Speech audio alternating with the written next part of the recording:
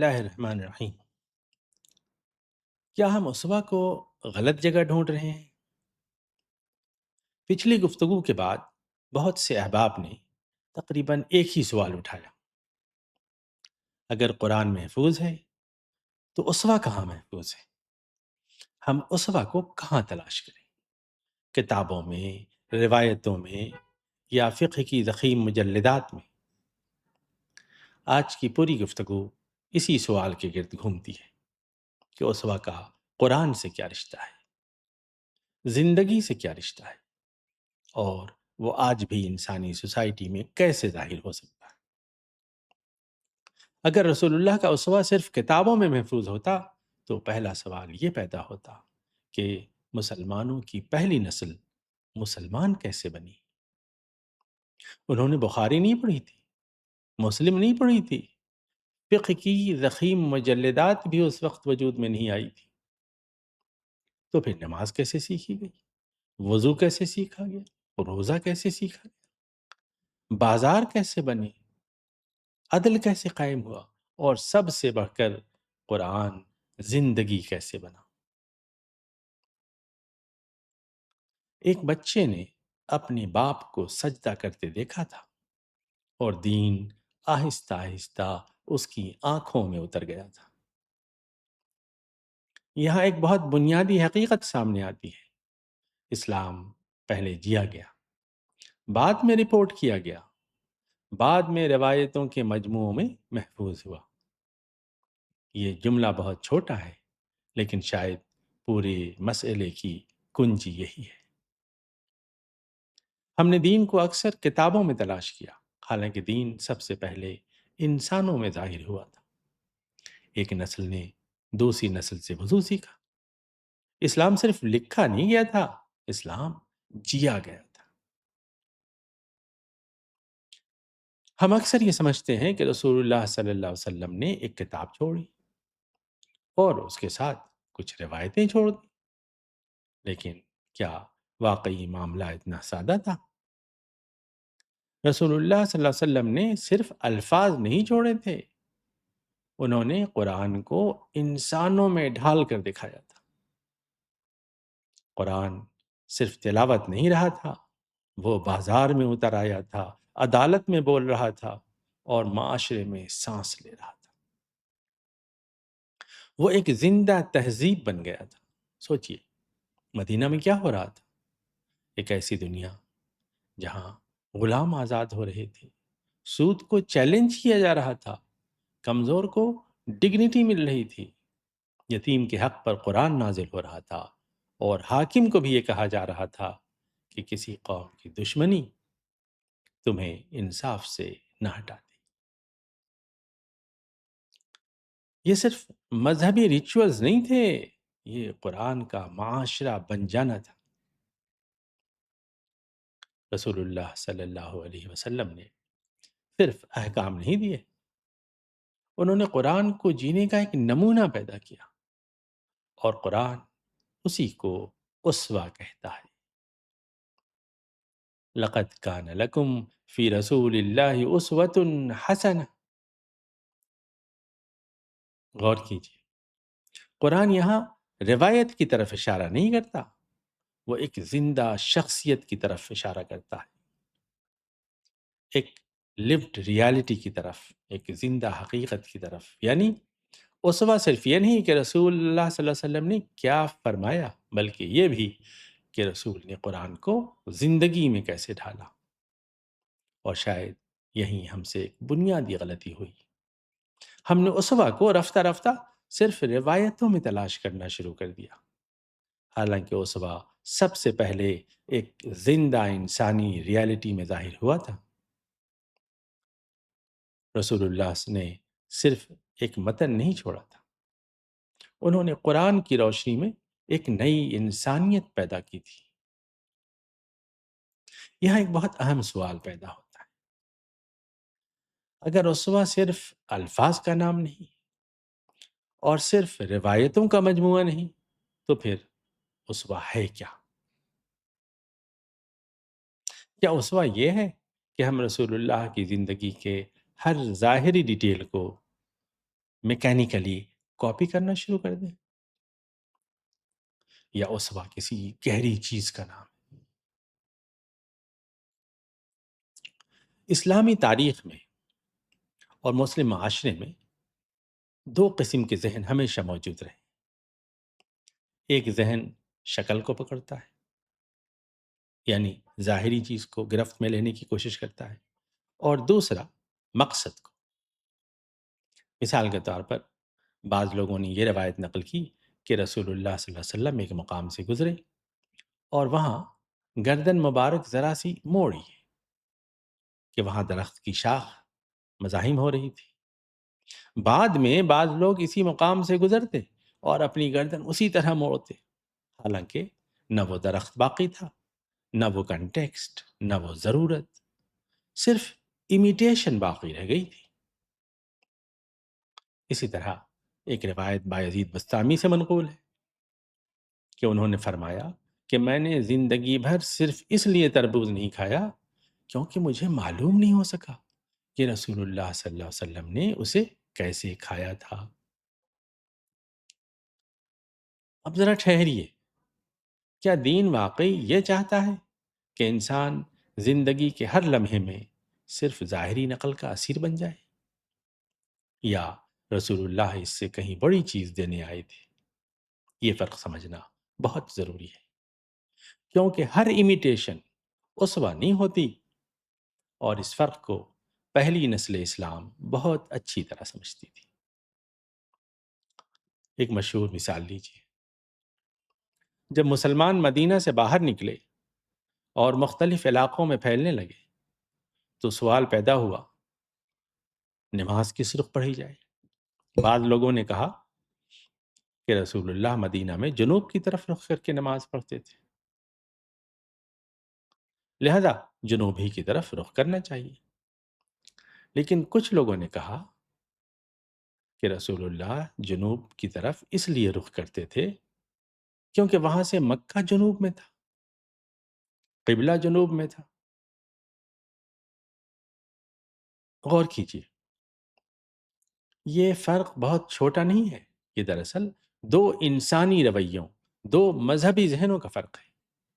ایک ذہن شکل کو گرفت میں لیتا ہے، ظاہری چیزوں پر اپنی نظر رکھتا ہے، اور دوسرا مقصد کو۔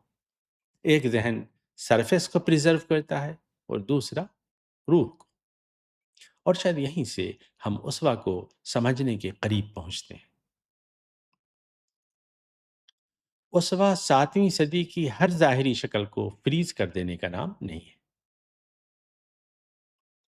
اسوہ قرآن کی روح کو ہر زمانے میں زندہ رکھنے کا نام ہے۔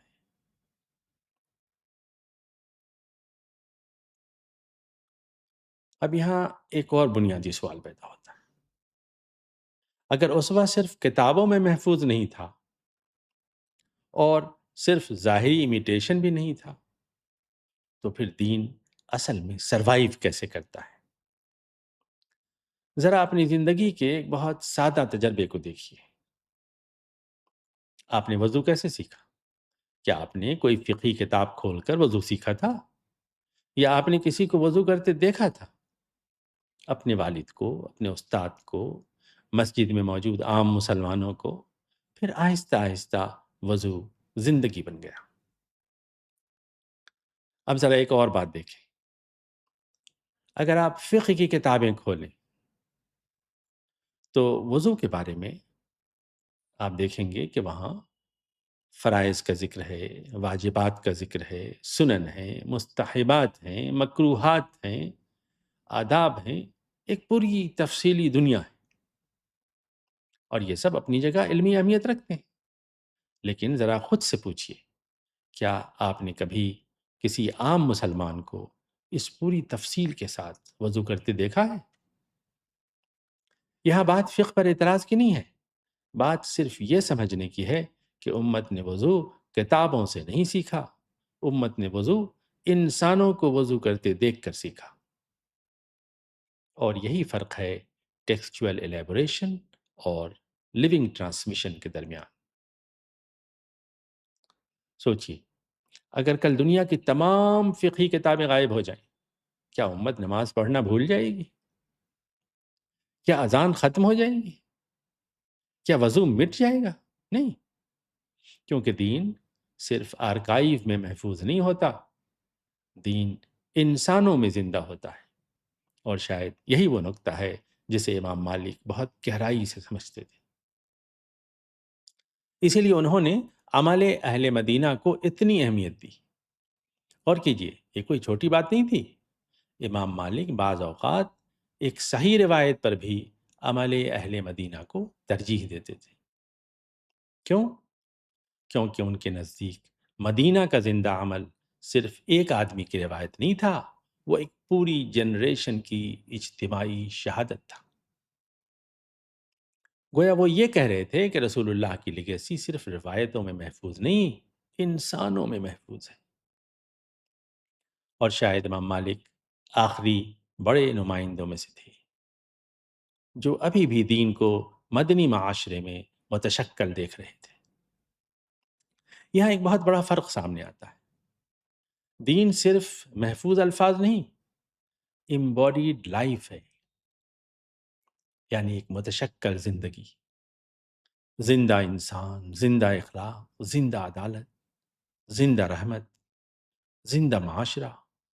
اور شاید یہیں ہم اسوہ کے بہت قریب پہنچ جاتے ہیں۔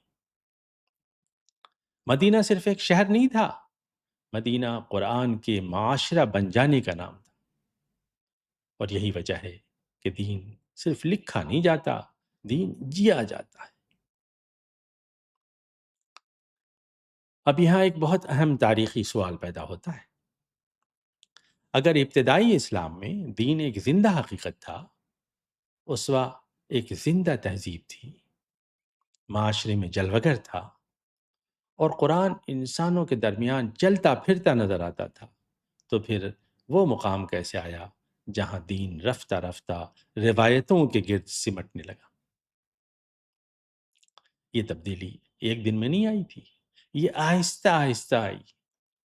ابتدا میں قرآن مرکز میں تھا، رسول اللہ صلی اللہ علیہ وسلم قرآن کو جیتے تھے، لوگ آپ کی ذات میں قرآن کی عملی تفسیر کا مشاہدہ کرتے تھے، اور پھر نسل در نسل وہ عمل آگے منتقل ہوتا تھا۔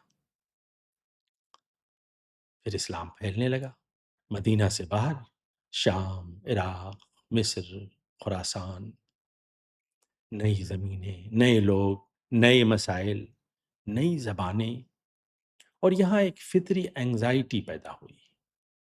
لوگوں نے محسوس کیا کہ اگر رسول اللہ سے منقول باتیں جمع نہ کی گئیں تو بہت کچھ بکھر جائے گا، بہت کچھ ضائع ہو جائے گا۔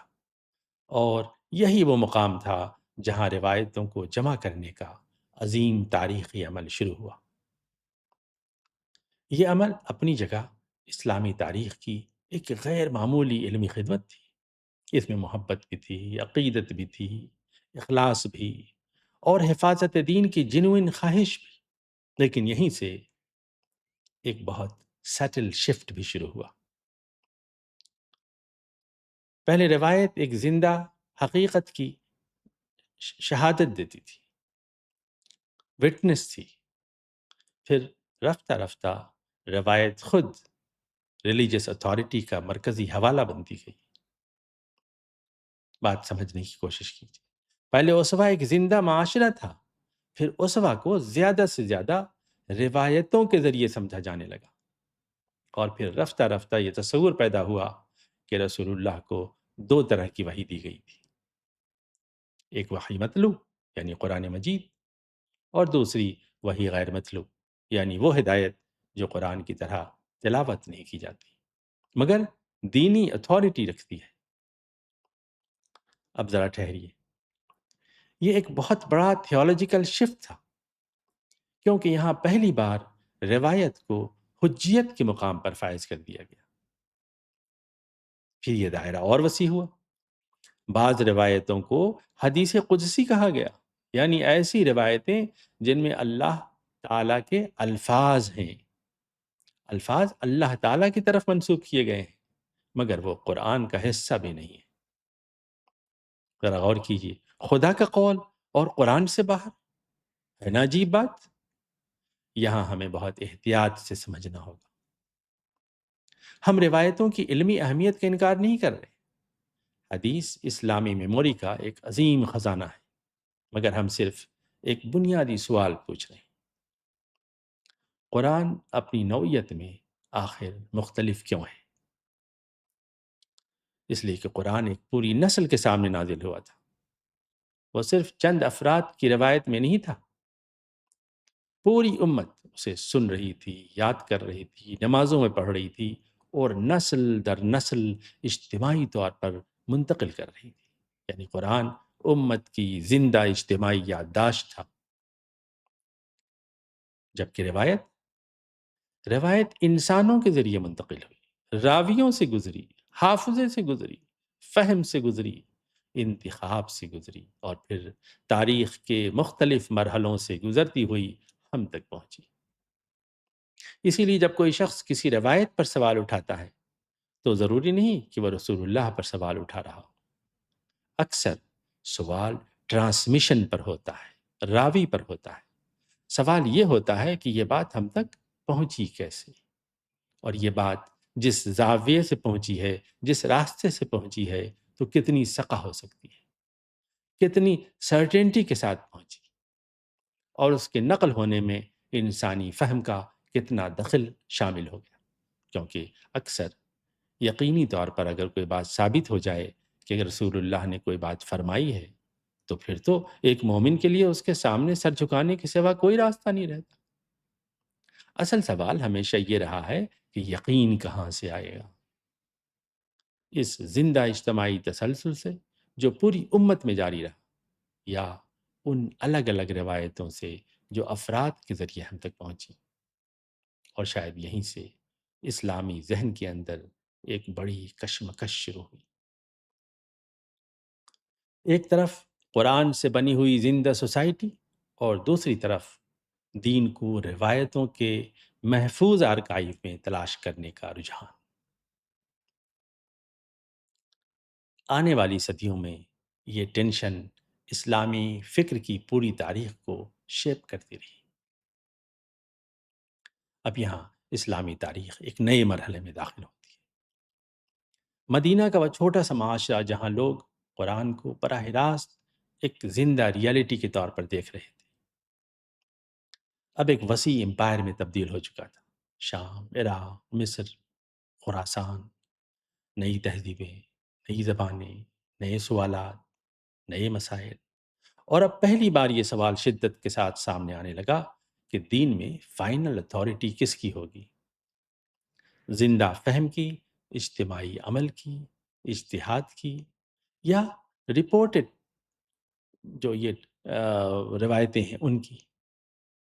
یہیں سے اسلامی ذہن کے اندر دو بڑے رجحانات زیادہ نمایاں ہونے لگے، ایک طرف اہل الرائے اور دوسری طرف اہل الحدیث۔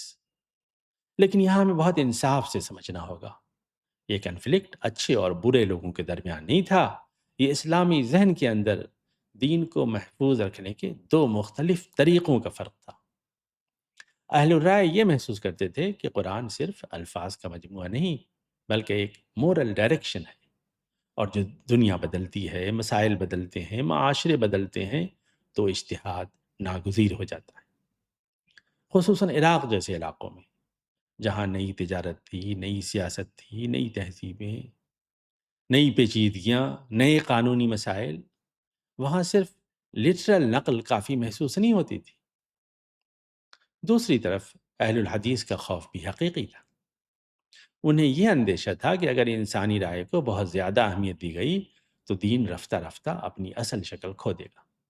لہذا انہوں نے روایتوں پر زور دیا تاکہ دین کسی حد تک اسٹیبل رہے، محفوظ رہے، فریگمنٹیشن کا شکار نہ ہو۔ یہاں امام شافعی کا تاریخی کردار سامنے آتا ہے، اور شاید اسلامی فکر کی تاریخ میں وہ ایک ٹرننگ پوائنٹ تھے۔ امام شافعی کسی معمولی دور میں نہیں آئے تھے۔ اسلامی دنیا پھیل چکی تھی، اختلافات بڑھ چکے تھے، اور لوکل پریکٹسز مختلف ہو رہی تھیں، اور اتھارٹی کا سوال بہت شدید ہو چکا تھا۔ گویا اسلامی سویلائزیشن ایک نئے ایپسٹمک بحران میں داخل ہو رہی تھی۔ امام شافعی نے اس بحران کو محسوس کیا اور پھر گویا ایک عظیم انٹلیکچوئل یونیفیکیشن پروجیکٹ شروع کیا۔ انہوں نے کوشش کی کہ دین کے لیے ایک زیادہ اسٹیبل فاؤنڈیشن قائم کی جائے، ایک زیادہ مستحکم بنیاد بنائی جائے، تاکہ دین محض منتشر آراء کا مجموعہ نہ بن جائے۔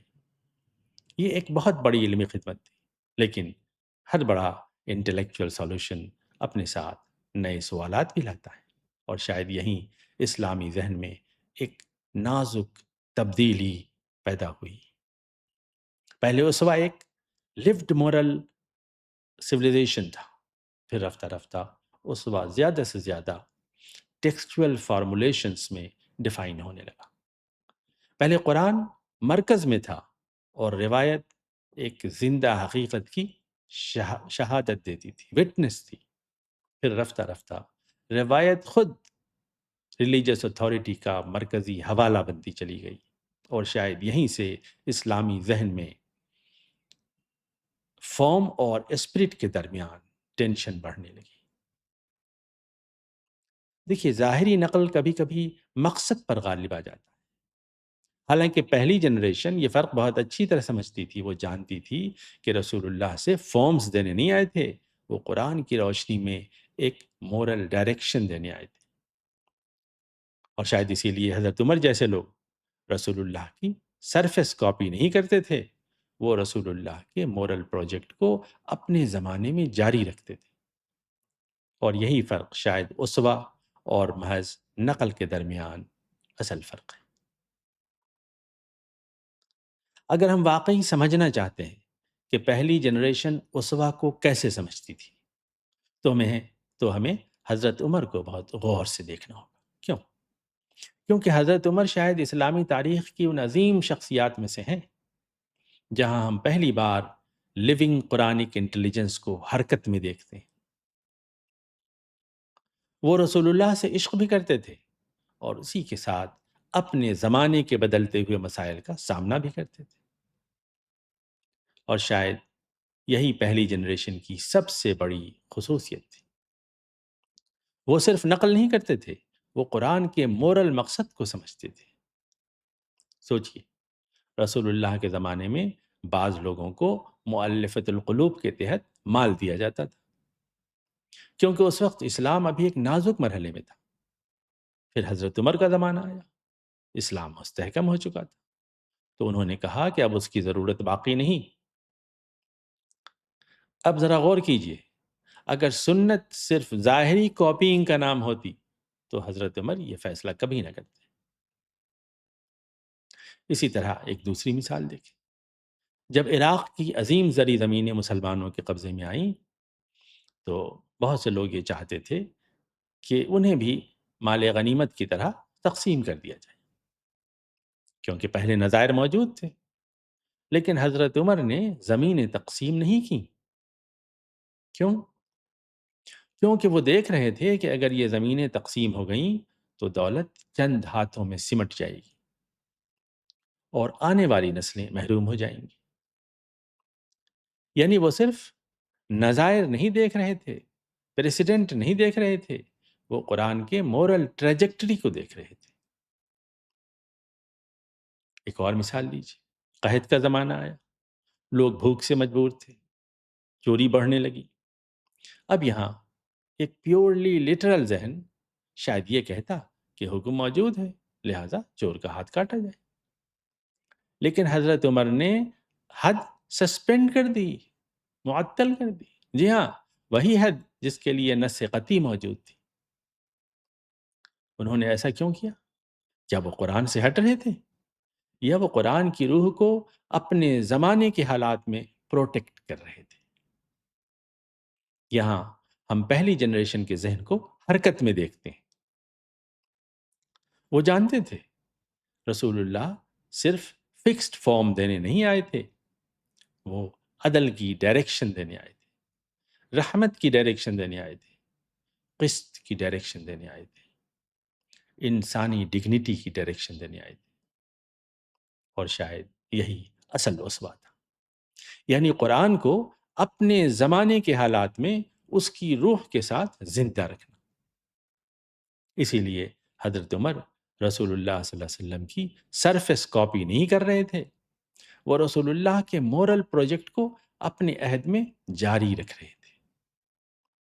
اور شاید یہیں ہم اسوہ اور محض نقل کے درمیان اصل فرق کو دیکھتے ہیں۔ محض نقل شکل کو پریزرو کرتی ہے، اسوہ مقصد کو زندہ رکھتا ہے۔ دیکھیے، ایک لٹرلسٹ ذہن صرف اس لیے تربوز نہیں کھاتا کہ اسے معلوم نہ تھا کہ رسول اللہ نے تربوز کیسے کھایا، جبکہ ایک اسوہ شناس ذہن حالات کی نزاکت کو دیکھتے ہوئے عہد رسول کے نظائر کو الٹ دینے میں بھی کچھ حرج نہیں سمجھتا۔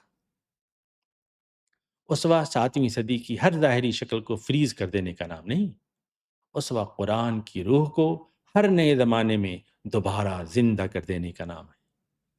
اور شاید یہاں ایک اور بات بہت غور طلب ہے۔ پہلی جنریشن کے مسلمانوں نے اسوہ کو ایک اسٹیٹک آرکائیو کے طور پر نہیں دیکھا۔ آپ غور کیجیے، ابو بکر، عمر، عثمان، علی، ان میں سے کسی نے بھی رسول اللہ کے اقوال کا کوئی سرکاری مجموعہ مرتب نہیں کیا۔ انہوں نے کوئی ایسی کوڈ بک تیار نہیں کی جس میں ہر پریسیڈنٹ، ہر فیصلہ، ہر جزوی ڈیٹیل ہمیشہ کے لیے فریز کر دی جائے، منجمد کر دی جائے۔ کیوں؟ شاید اس لیے کہ ان کے نزدیک اسوہ محض ماضی کی سرفیس کاپینگ نہیں تھا، بلکہ اصل سوال یہ تھا کہ قرآن کی سینٹرالٹی کو اپنے عہد میں کس طرح زندہ رکھا جائے۔ اسی لیے ابو بکر کے فیصلے عمر کے فیصلوں سے مختلف ہو سکتے تھے، اور ہوئے۔ اور عمر بعض نبوی پریسیڈنٹ کو، جی ہاں، عہد رسول کے نظائر کو اپنے زمانے کے حالات میں ڈیفرنٹلی اپلائی کر سکتے تھے، اور انہوں نے ایسا کیا کیونکہ ان کا فہم اسٹیٹک نہیں تھا، وہ قرآن کے مورل مقصد کو اپنے زمانے میں پروٹیکٹ کر رہے تھے۔ اور شاید یہی پہلی جنریشن کی سب سے بڑی خصوصیت تھی۔ وہ صرف یہ نہیں پوچھتے تھے کہ پہلے کیا ہوا تھا، وہ یہ بھی پوچھتے تھے آج قرآن کے زیادہ قریب کیا، آج عدل کے زیادہ قریب کیا ہے۔ اب یہاں ہم اس پوری گفتگو کے شاید سب سے اہم مقام پر پہنچتے ہیں۔ اگر اسوہ صرف 7ویں صدی کی ظاہری نقل نہیں، اگر اسوہ قرآن کی روح کو ہر زمانے میں دوبارہ زندہ کرنے کا نام ہے، تو پھر ہر عہد کے اہل ایمان پر ایک بہت بڑی ذمہ داری آتی ہے۔ انہیں اپنے زمانے میں قرآن کو دوبارہ سوسائٹی بنانا ہوگا۔ غور کیجیے، مدینہ صرف ایک شہر نہیں تھا، مدینہ قرآن کے معاشرہ بن جانے کا نام تھا۔ وہاں بازار بھی تھا، عدالت بھی تھی، سیاست بھی تھی، رحمت بھی تھی، احتساب بھی تھا، یعنی قرآن انسانی زندگی کی پوری اسٹرکچر میں اتر آیا تھا۔ لیکن زمانے بدلتے ہیں، معاشرے بدلتے ہیں، معیشت بدلتی ہے، ٹیکنالوجی بدلتی ہے، انسانی مسائل بدلتے ہیں۔ 7ویں صدی کا مدینہ کیروان اکانومی رکھتا تھا، محدود آبادی رکھتا تھا، ٹرائبل اسٹرکچر رکھتا تھا، اور ایک ڈیزرٹ سویلائزیشن رکھتا تھا۔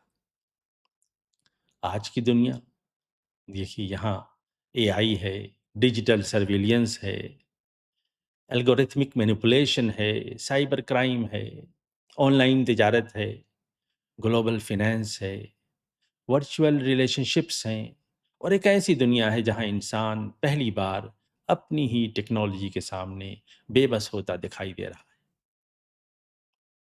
اب سوال یہ ہے، کیا ان تمام مسائل کا حل صرف 7ویں صدی کی ظاہری شکلوں کو میکینیکلی ریپیٹ کرنے سے نکل آئے گا، یا ہمیں پھر سے قرآن کی روح کی طرف لوٹنا ہوگا؟ کیونکہ قرآن نے ہمیں اسپیسیفک ٹیکنالوجیز نہیں دی تھیں، قرآن نے ہمیں ایک مورل گرامر دی تھی، عدل، قسط، رحمت، امانت، انسانی عز و وقار، شرف، کمزوروں کا تحفظ، طاقت کا احتساب، اور یہی وہ اصول ہیں جو ہر زمانے میں نئی شکلیں اختیار کریں گے۔ اسی لیے محمد عبدہ نے ایک بہت گہری بات کہی تھی، ہر جنریشن قرآن سے اپنا حصہ اخذ کرے گی۔ یہ جملہ بہت بڑا جملہ ہے، کیونکہ اس کا مطلب یہ ہے کہ قرآن صرف ماضی کے لیے نہیں آیا تھا، وہ ہر نئے زمانے میں دوبارہ سمجھا جائے گا، دوبارہ جیا جائے گا، اور دوبارہ معاشرے میں ڈھلے گا، سوسائٹی بنے گا۔ اور شاید یہی اصل عمل اہل مدینہ ہے، یعنی ہر زمانے کے اہل ایمان اپنے حالات میں، اپنے چیلنجز میں، اپنے مسائل میں قرآن کو دوبارہ انسانی ریالٹی بنانے کی کوشش کریں گے۔ فارمز بدل سکتے ہیں، لیکن عدل کی روح نہیں بدلے گی، رحمت کی روح نہیں بدلے گی، انسانی ڈگنیٹی کی روح نہیں بدلے گی۔ اور شاید یہی وہ مقام ہے جہاں اسوہ ایک فروزن آرکائیو نہیں رہتا، وہ ایک زندہ سویلائزیشنل پروسیس بن جاتا ہے۔ رسول اللہ صلی اللہ علیہ وسلم صرف اپنے زمانے کے لیے نہیں آئے تھے، وہ ہر زمانے کے انسان کو قرآن کے ساتھ زندہ تعلق سکھانے آئے تھے، اور اسی لیے ہر زمانے کا ایک مدینہ ہوگا، مگر قرآن کی روح ہمیشہ ایک ہی رہے گی۔ اب ہم شاید اس پوری گفتگو کے آخری سوال تک پہنچ چکے ہیں۔ اگر اسوہ صرف ظاہری امیٹیشن نہیں، اگر اسوہ صرف آئسولیٹڈ رپورٹس کا مجموعہ نہیں، اگر اسوہ قرآن کا لیوڈ مینیفیسٹیشن ہے، تو پھر آخر اسوہ محفوظ کہاں ہے؟ اور شاید اب اس سوال کا جواب آہستہ آہستہ واضح ہونے لگتا ہے۔ اسوہ تین دائروں میں محفوظ ہے۔ پہلا دائرہ ہے قرآن مجید کا۔ قرآن اصل کرائیٹیرین ہے، وہ اصل میزان ہے، وہ اصل مورل سینٹر ہے، کیونکہ رسول اللہ کا سب سے بڑا معجزہ قرآن تھا، اور رسول اللہ کی پوری زندگی اسی قرآن کی امباڈیڈ تفسیر بن گئی تھی۔ اسی لیے جب حضرت عائشہ سے کسی نے پوچھا رسول اللہ کے اخلاق کیسے تھے، تو آپ نے فرمایا کہ کیا تم نے قرآن نہیں پڑھا؟ یعنی وہ چلتا پھرتا قرآن تھے۔ یہ جملہ بہت بڑا جملہ ہے، کیونکہ یہ ہمیں دوبارہ اصل مرکز کی طرف واپس لے جاتا ہے۔ دوسرا دائرہ زندہ اجتماعی عمل ہے، جسے آپ عمل اہل مدینہ بھی کہہ لیجیے، یعنی وہ لیونگ ٹرانسمیشن جو نسل در نسل انسانوں کے ذریعے منتقل ہوا۔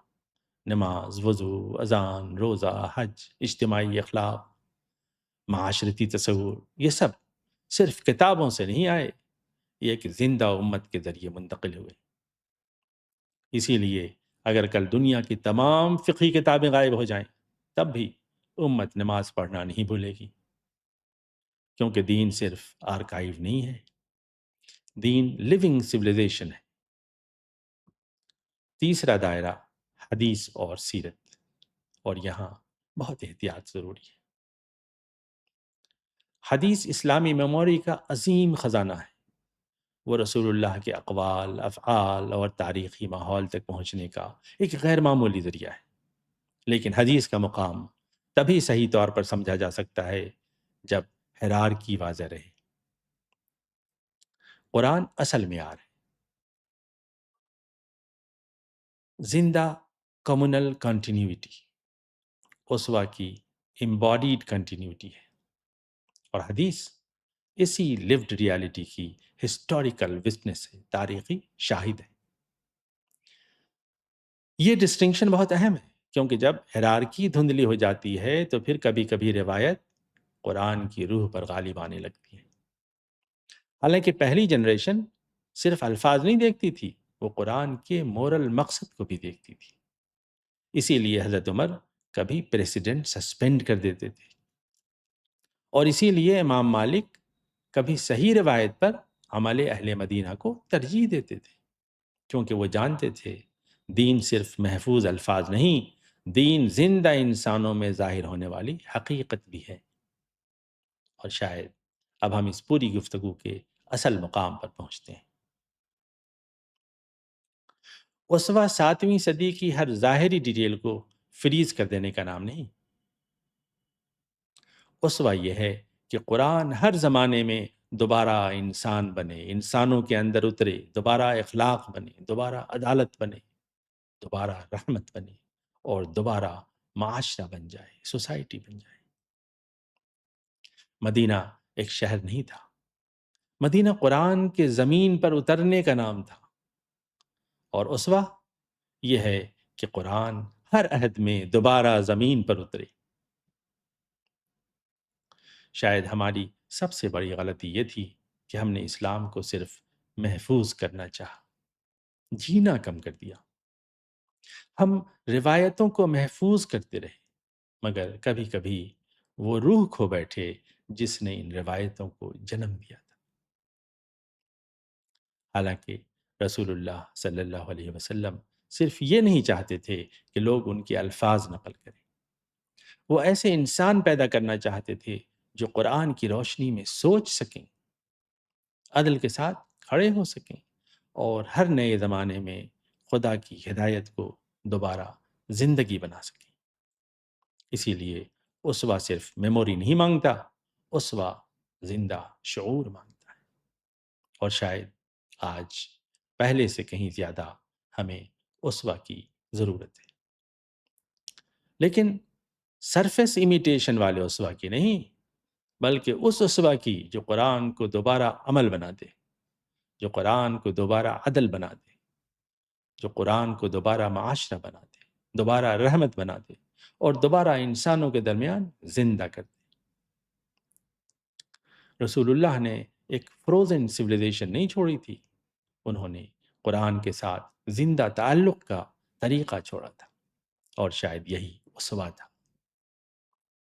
اسی لیے رسول اللہ صرف ماضی کی شخصیت نہیں ہیں، وہ ہر زمانے کے انسان کے لیے قرآن کو زندگی میں دوبارہ ظاہر کرنے کا نمونہ ہے۔ اور شاید اصل سوال یہ نہیں ہے کہ رسول اللہ نے 7ویں صدی میں کیا کیا کیا تھا، بلکہ اصل سوال یہ ہے کہ اگر رسول اللہ صلی اللہ علیہ وسلم آج ہمارے درمیان ہوتے تو وہ قرآن کو اس دنیا میں کیسے زندہ کرتے؟ اور اسی سوال سے ہر نئے مدینہ کا آغاز ہوتا ہے۔